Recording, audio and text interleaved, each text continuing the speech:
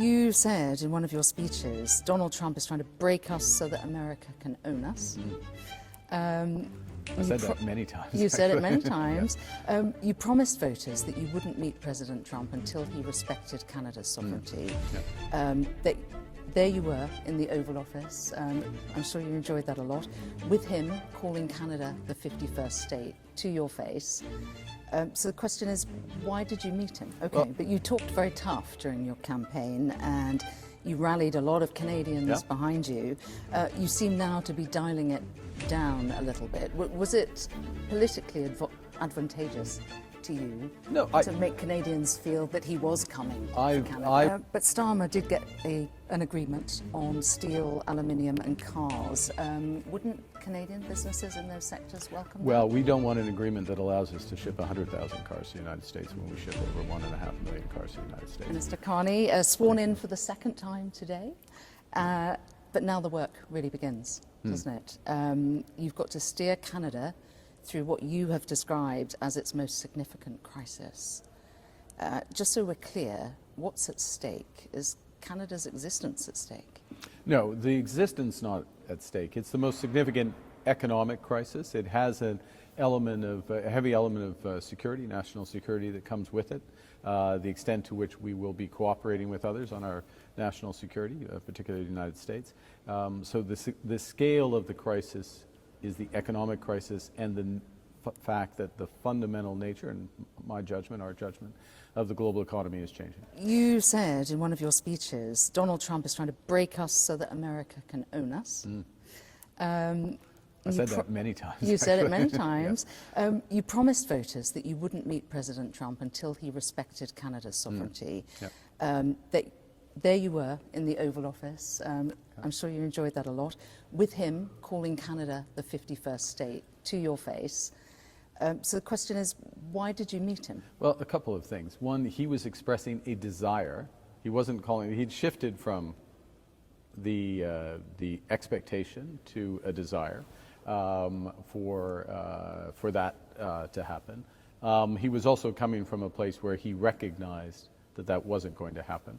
I made it clear to him in that context. And the other aspect of it was that for a period of time, he wasn't providing the respect to this office, to my predecessor in this office, that it deserved. The President and I have had several conversations prior to that meeting. Yes. It was clear that we were going to restart the relationship, discussing as two sovereign nations, and that is what happened. Okay, but you talked very tough during your campaign and you rallied a lot of Canadians behind you. You seem now to be dialing it down a little bit. Was it politically advantageous to you to make Canadians feel that he was coming to Canada? I recognized very early, I think I recognized very early on, amongst the earliest, that this was a threat. It was a threat to our sovereignty. I was very clear from the start that Canadians wouldn't stand for that. Canadians made it very clear, almost virtually to the individual in terms of the way they voted. They didn't all obviously vote for me, but the stances of other parties shifted towards where I began. And in terms of his desire for some kind of marriage, as he described it, a beautiful marriage with Canada, do you think you can keep that at bay, his desire? Yes, without question. Look, there's a couple of things that are quite important, and this is true in and of itself. It's also relevant to a negotiation. We can give ourselves far more than the Americans can take away. So yes, they put tariffs on us. Yes, they're causing problems in the auto sector, in the steel, the aluminum sector. They violated the NAFTA Accord and other aspects. And so that has an economic impact on Canada. They could put more tariffs on us. That's always a possibility. I mean, conceptually, I don't think that's going to happen because we're now moving towards a more constructive place. But we have within our own power an ability to grow this economy. But knowing that the President has a desire for Canada. Yes. Part of what you're doing is symbolic, isn't it? You're inviting King Charles to come here to this building to open Parliament. Are you trying to send a message to the US President? Well, I think His Majesty coming sends a message first and foremost to Canadians. It is a message of sovereignty, and I think one of the points I've made from the start of when I first became Prime Minister is to emphasize that Canada, it's an amazing country, the best country in the world, I'll add for your viewers. I'd be surprised if you didn't say that. Yeah, exactly. But it is founded on Indigenous peoples, the English and the French. 3 peoples founded this country, in effect. We've come a long way in reconciliation with the Indigenous people. Now we are one of the most diverse societies. And so the point to be made from the history, the lineage, go back to, our head of state, but also a reminder of the nature of what Canada is and has become, is a very powerful message, first and foremost, to Canadians. I'm just thinking that it feels a little coincidental. It's nearly 50 years since the Queen came and opened Parliament here. Has it nothing to do with Donald Trump? No, the desire to reinforce all issues around Canadian sovereignty have been accentuated by the president, what he said. They exist in normal times as well. No, it's not coincidental, but it is also a reaffirming moment will be a reaffirming moment for Canadians. Keir Starmer befriended Donald Trump. We talked about his time in the Oval Office. He was the first to get an agreement over the line, the big announcement from President Trump. Now even China has some kind of partial deal. Why hasn't Canada got one yet? Well, by the standards of the Chinese deal, we have a deal. We've had one for a while. I view the Chinese deal as progress, but the Americans have already lowered tariffs on Canadian goods. They have a series of tariffs. We probably don't have time to go through, but quite a substantial lowering of tariffs on a number of goods. And they've also uniquely, because we have USMCA, are allowing in a variety of goods now on a tariff-free basis. So that has happened already. So on the context of these broader, quote, deals, we're actually deals. You sound like you're. Well, the Chinese situation. Well, no, the Chinese situation is a 90-day pause. It was an 89-day pause now. So that's different than a trade deal. And recall as well that the UK is not, China is not, Europe is not, Canada is the largest client of the United States. We are their largest trading partner. Okay. So that is the big deal. That is the deal that will move things. Yes. And there are many factors that will influence it, and we've just started. But Starmer did get an agreement on steel, aluminium and cars. Wouldn't Canadian businesses in those sectors welcome that? Well, we don't want an agreement that allows us to ship 100,000 cars to the United States when we ship over 1.5 million cars to the United States.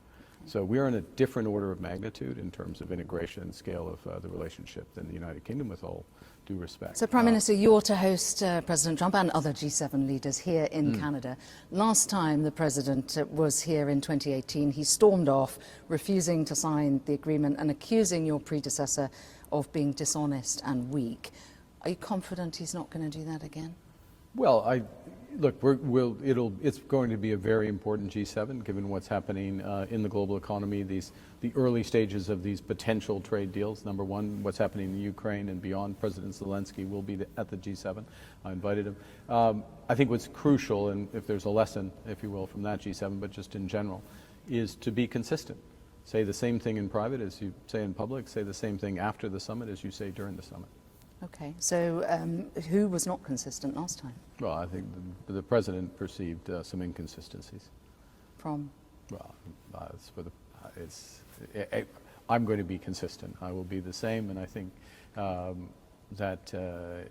that's what's necessary in order to get agreements, and that's what he respects. The other unfairness that President Trump highlights is defence, and he has a point here, doesn't he? Because Canada's contribution to defence as a proportion of GDP has been pitifully low, if you don't mind me saying. You've been free riding on the US for years. Well, there's a couple things there. The first is that we have substantially increased our defence spending. We've more than doubled it over the course of the last several years. I have announced a series of major defense initiatives. There's more that's going to happen. And it is part of our discussions with not just the United States, but with the UK and with Europe, how we are going to increase our defense spending. Because in the end, I flip it around, is what's necessary to secure our borders, secure the Arctic, and of course to support our NATO partners. But getting to 2% by 2030, which I know is already an improvement on what it was, it feels too little too late given the state of the world, doesn't it? It's a dynamic situation, let's put it that way. Okay, so we might expect that to change. Dynamic means change. Okay, and given how little Canada has paid in year after year, do you trust President Trump? I mean, he seemed pretty clear in the Oval Office. You know, we support them militarily and we're happy to do that. Do you expect that he would come to your aid militarily if needed? We have very integrated defense forces. NORAD, which is the defense force for the Arctic, for the ballistic missile defense and other things, is highly integrated. We've just announced a major investment, which is state-of-the-art, over-the-horizon radar in the north, for example. We're moving to 365-day presence, air, land, and sea in the north. We have confidence, full confidence in our defense relationship with the United States, as we do with all NATO partners. Okay, so you're confident that if you needed them, they would support you. As they are confident that we would support them if they need us. Okay, with your tiny military and a lot of broken equipment. It's not that tiny. Now, we're talking a lot about defence, of course, because the world's in a precarious place. And one of the things I want to talk to you about is a big hot spot, obviously the war in Ukraine. Where we are the largest per capita contributor to Ukraine. Okay. Yeah. And, but in terms of bringing about peace, President Trump has positioned himself as a key peace broker there between Putin and Zelensky. Do you trust that he's an honest broker in that regard, in representing the interests of Ukraine, Europe and the West? I do. A straight answer, I do. Let me take an opportunity, though, to salute the work of Prime Minister Starmer and President Macron in forming this coalition of the willing. We're creating both a capacity support for Ukraine, creating a pathway to security guarantees, helping to tighten financial sanctions, and providing support for U.S. what have been bilateral or trilateral conversations around peace.